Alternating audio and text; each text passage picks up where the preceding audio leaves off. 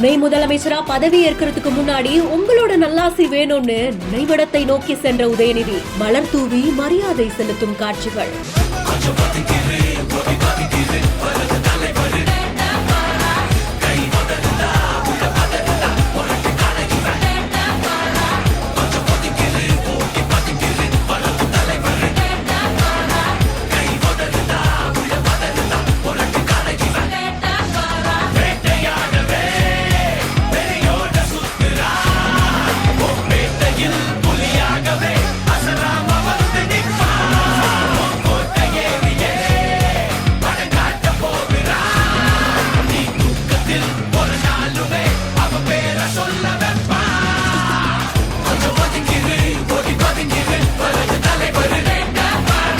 நடந்து முடிஞ்ச திமுக பவள விழாவுல ஒரு முக்கியமான அறிவிப்பு வெளியாச்சு. தமிழக அமைச்சரவையில மாற்றம் நடக்க போகுது அப்படின்றத சொல்லியிருந்தாங்க.